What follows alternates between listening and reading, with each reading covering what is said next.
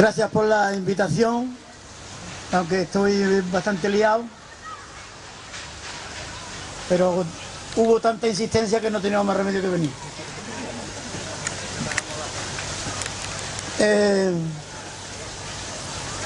Decir que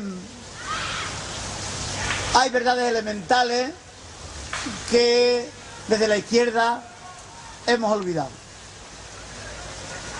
Y decía el Che que la verdad es revolucionaria. Y yo creo que también lo hemos olvidado.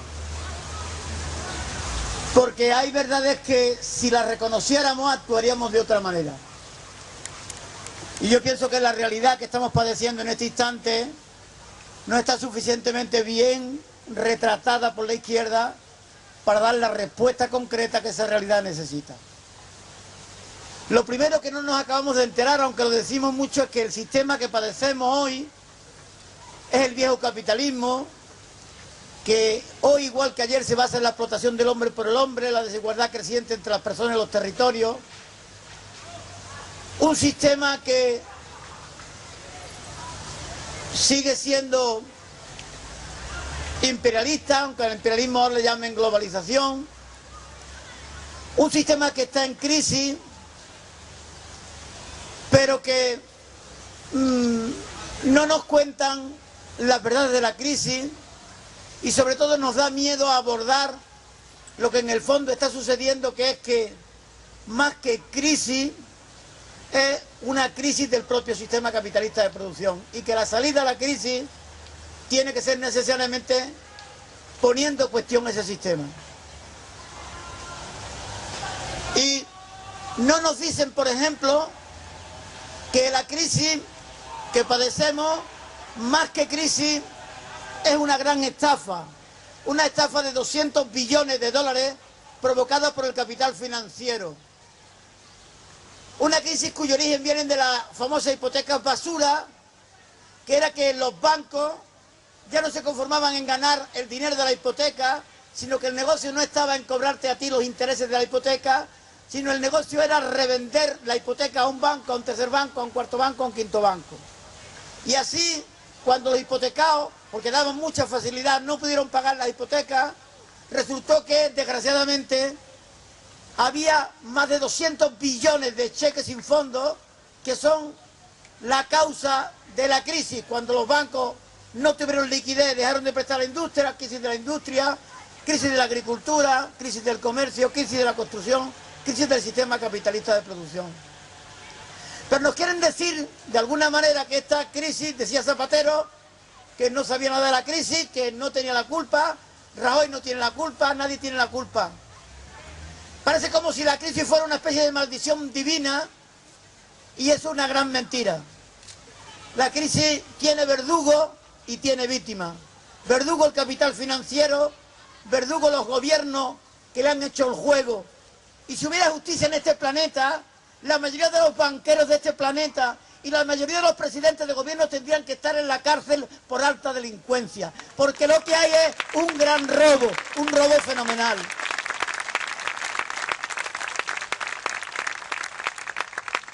Y no nos dicen tampoco que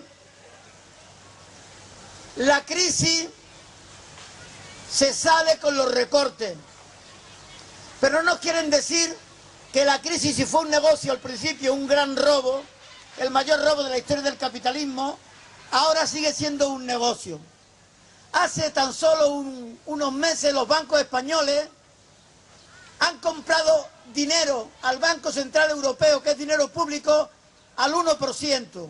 Y luego esos bancos venden el dinero a los gobiernos al 6 o al 7%. Y eso se llama usura, y eso se llama robo. Y lo que hay que hacer frente a eso es de una puñetera vez decir que no pagamos la deuda, porque es su deuda, porque es la deuda de los bancos, porque ha sido una deuda del robo sacado de las espaldas del pueblo. Y hay que oponerse, igual que se hizo en otros países, rebelarse frente a ese pago. Y desde luego, lo que no se puede hacer a espaldas de los trabajadores y sobre la espalda de los trabajadores. Yo digo que es terrorismo económico los recortes que están sucediendo. Recortes que propició primero Zapatero y que ahora está, por supuesto, llevando a la práctica el señor Rajoy. Una reforma laboral el PP, una reforma laboral el PSOE. Dinero a los bancos, el señor Zapatero 150.000 millones, 100.000 millones. Estos señores, la derecha troglodita, que tanto hablan de patria, han roto la soberanía, se han quedado sin soberanía porque ellos, la burguesía, no tiene patria, no tiene Dios, solo tiene bolsillos y caja fuerte, y han entregado a los bancos alemanes toda la capacidad de decidir de un pueblo. Yo digo, si el poder económico es el que manda y el poder político está de rodillas como simples marionetas, yo digo que hay una dictadura del mercado y que frente a la dictadura no cabe más que la rebelión. Hay que rebelarse, hay que organizarse, hay que decir basta. Ellos robaron y no pueden los verdugos dar las soluciones a la crisis. Y las víctimas tenemos que decir basta, basta y basta.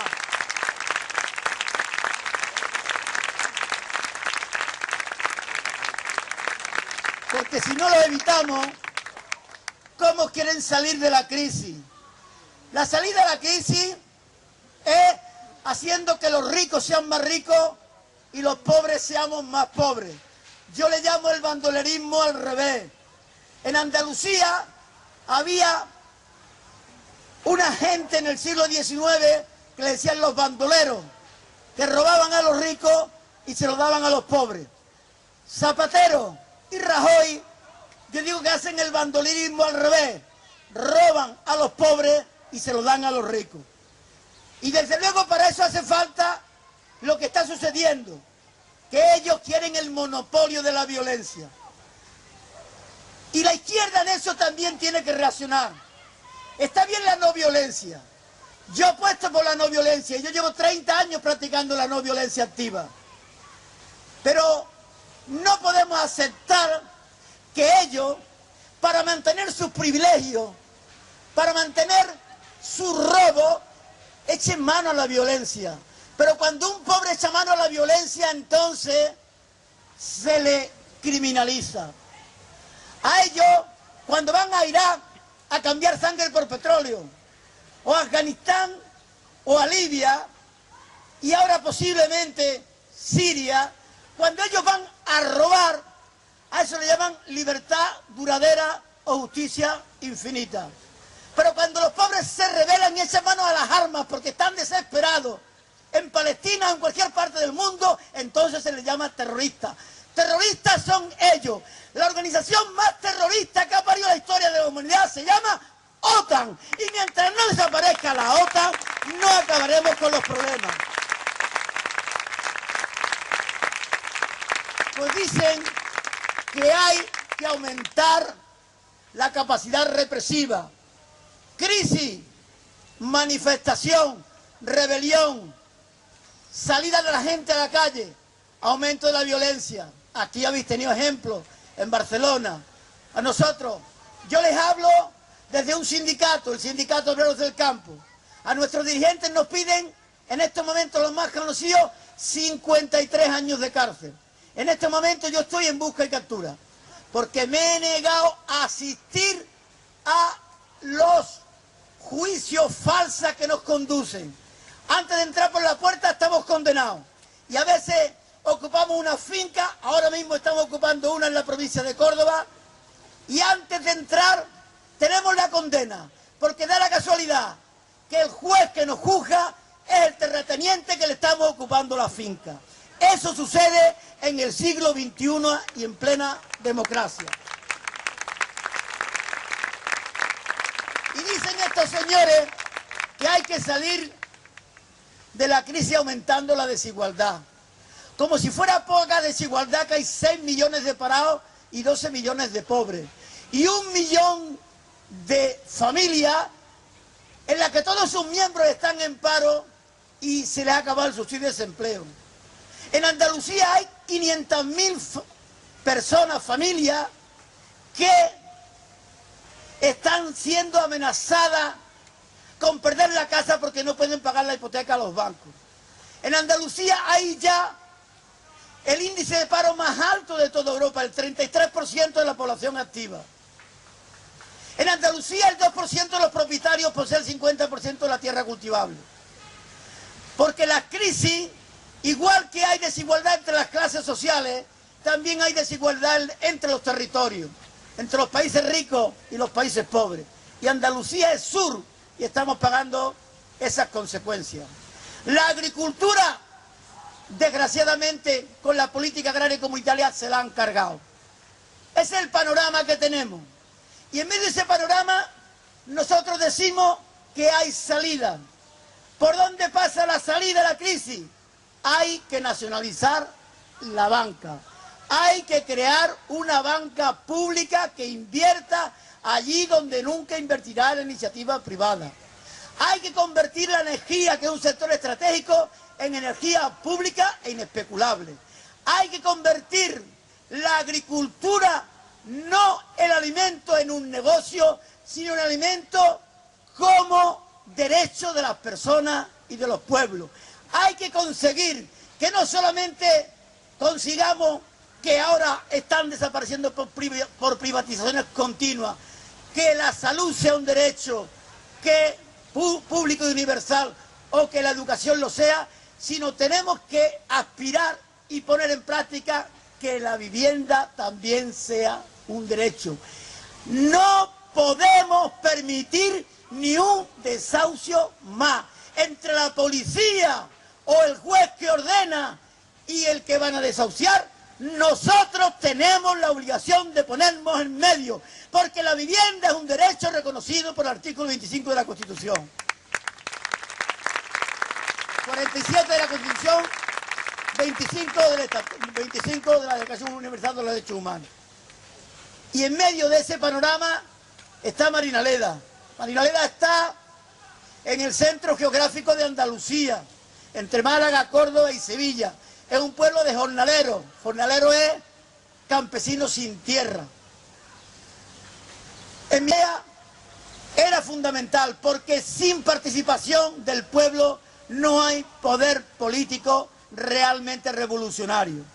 Y entonces hemos convertido a la Asamblea en una especie de gobierno colectivo de los trabajadores. Todo se decide en asamblea. Los presupuestos, antes que en Portalegre, se deciden en asamblea. Todos los cargos son elegibles y revocables por la asamblea.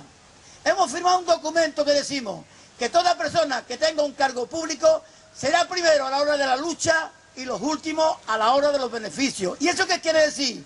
Que si un concejal quiere una vivienda y la necesita, el último que pilla la vivienda es el concejal, porque creemos que la ética es imprescindible en la política.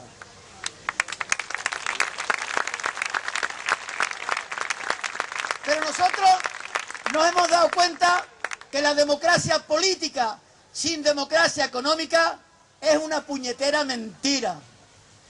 Y dijimos, vamos a la democracia económica. Teníamos un problema, el paro. ¿Cómo acabamos con el paro? Consiguiendo tierra. ¿Quién tiene la tierra? Comenzamos a buscar a ver el que tenía más tierra. Y nos dimos cuenta que el que más tierra tenía en la zona se llamaba don Íñigo de Arteaga, duque del Infantado, ex capitán general de la segunda región militar, amigo personal del rey don Juan Carlos de Borbón y Borbón. Dijimos, este gachón es nuestro. Hemos estado 12 años luchando contra el duque. 12 años. Que el duque quería sembrar, nos poníamos delante de las máquinas. Que el duque quería cosechar, impedíamos la cosecha. Y al mismo tiempo presionamos al gobierno. Marchas andando, huelgas de hambre, paralización del aeropuerto de Sevilla, el aeropuerto de Málaga, ocupación de la consejería, de la presidencia de la Junta, etc. Se ponen de acuerdo y conseguimos tierra, el duque y el gobierno. Cuando tenemos la tierra vemos que con la tierra no es bastante para crear empleo. Y hemos creado industria, del pimiento, de la alcachofa, del aceite, de la aceituna. Con la tierra de quien la trabaja y la industria la trabaja, hemos pasado de un pueblo de pleno paro a un pueblo de pleno empleo. Todo el mundo gana el mismo dinero, gana 47 euros, 6 horas y media de trabajo. No se reparten beneficios, sino que los beneficios, si se obtienen, cuando los hay, se vuelven a invertir en nuevos puestos de trabajo. Más que cooperativa, somos una comuna. Todos los cargos se discuten también en asamblea y son elegibles y revocables en esa asamblea. Esa sería la segunda parte, que es la democracia económica. Pero nosotros quisimos dar otro salto, que es la democracia social, no totalmente económica, no totalmente política, pero que tiene de ambas cosas. El problema de la vivienda. Nunca se había hecho vivienda pública en Marinaleda. Dijimos, ¿cómo conseguimos que la vivienda sea un derecho? Hemos ido comprando todo el suelo de los alrededores de nuestro pueblo. Al principio la gente nos vendía. Algunos no quiso vender porque veía que el suelo no era para sembrar, sino para hacer casa. Y dijimos, llegó ya la gente y dijo, pues ya no te vendo la casa, ya no te vendo el suelo para hacer casa, porque no es para sembrar. No te lo vendo, pues si no me lo vendes, yo te expropio. Y entonces hemos conseguido el suelo. A los jóvenes le damos el suelo gratuito, los albañiles gratuitos, el arquitecto, y ellos ponen su trabajo. Viviendas de 90 metros construidos, 100 metros de patio y pagan 15 euros al mes. Entonces, hemos hecho realidad también el que la vivienda es de quien la trabaja. En definitiva, Marinaleda no es más que el intentar poner en práctica los sueños que queremos para pasar mañana. Y la lección de Marinaleda es de que nada es imposible, de que cualquier reto, si un grupo de personas se organiza y es constante en su lucha, cualquier reto se puede alcanzar. No hay meta inalcanzable. Soñamos un urbanismo donde la vivienda fuera un derecho, lo convertimos en realidad. Soñamos que la tierra y los recursos naturales tienen que ser de quienes los habitan y los trabajan, lo hemos convertido en realidad. Pensamos que no tiene que haber diferencia entre dirigentes y dirigidos, y lo hemos convertido en realidad. No solamente por el documento que firmamos. Nosotros nunca hemos cobrado ni una sola peseta de cargo público. Todo el mundo ha vivido de su trabajo. Y cuando tenemos que liberar a alguien, la liberación es con una condición. Tú tienes que ganar la media de la gente que representas. Ni una peseta más o ni un euro más. Porque si tú no vives lo mismo que la gente que representa, ¿con qué fuerza te diriges tú a la gente? Hace falta que haya coherencia entre lo que se dice y lo que se hace, entre el discurso y la propia vida.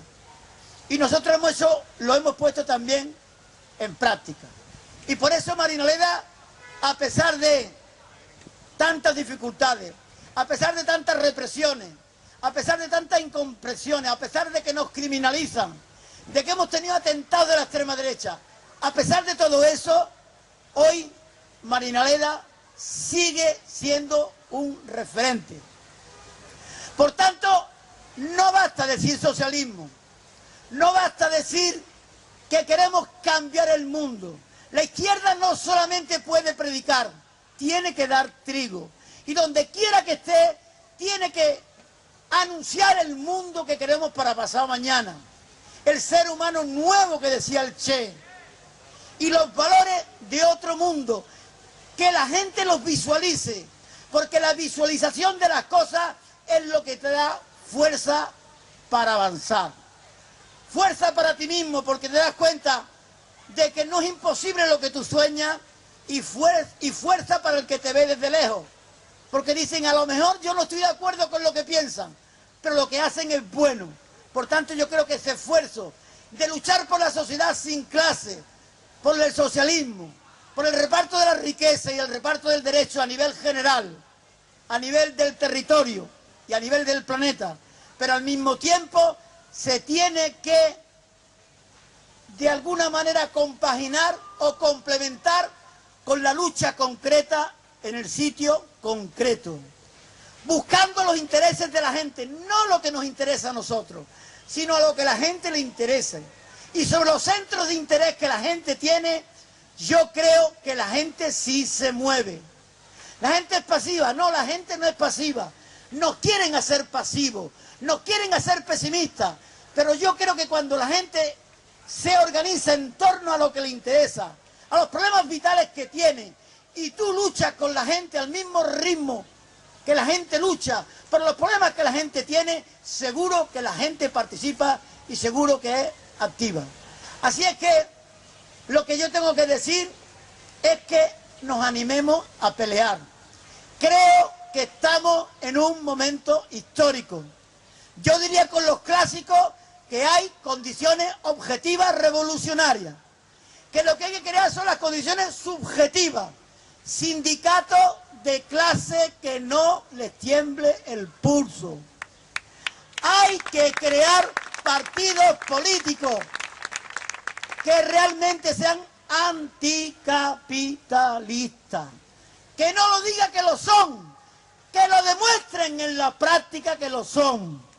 Y desde luego necesitamos de la gente, acercarnos a la gente del 15M, acercarnos a la gente que se mueve, tengan la sigla que tenemos nosotros o tengan la sigla distinta. Lo importante es decirle, compañera, compañeros, luchemos porque no nos roben el empleo, porque no nos quiten la vivienda. Esto es una estafa, te están atracando. La crisis es un atraco a mano armada. Esto es terrorismo social, político y económico. Hay que decir basta, hay que decir que queremos otra sociedad.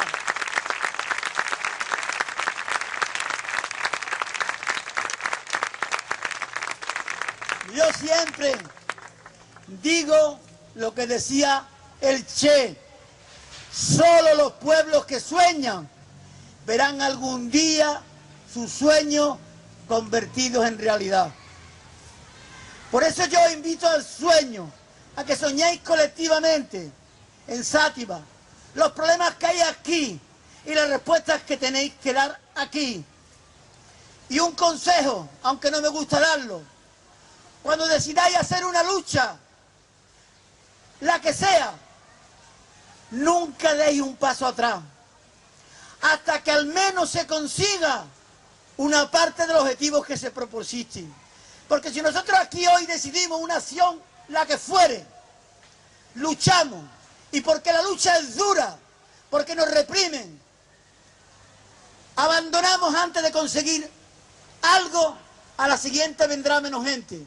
Pero si nosotros aguantamos, aun con las tripas en la mano, hasta conseguir aunque sea una de ellos, aunque sea con los pies por delante, aunque sea como sea, aguantemos hasta ganar. La victoria es nuestra, porque la razón histórica está de nuestra parte. ¡Viva Andalucía libre! ¡Viva Valencia! ¡Viva la lucha de clase! ¡Viva la utopía!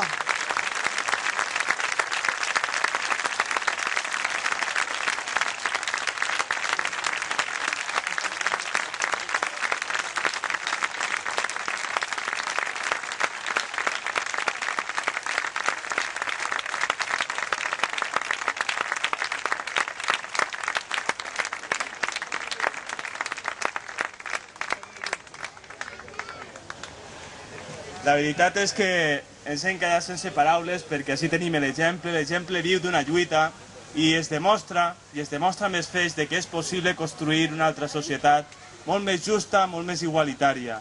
En tot cas, nosaltres ara continuem amb Juan Manuel, que avui, tal com ha dit, ha fet un gran esforç per a poder vindre. De fet, està continuant treballant d'una manera incansable allà a Marinaleda i en els pobles que l'envolten, però tot i això podrà estar una estoneta amb nosaltres. I mentrestant, un grup d'amics, de companys, que també estan així, que han volgut acompanyar-nos de Madrid, que s'anomenen Rojo Cancionero, Banderas Rotas, van a fer un concertet. Moltes gràcies i endavant.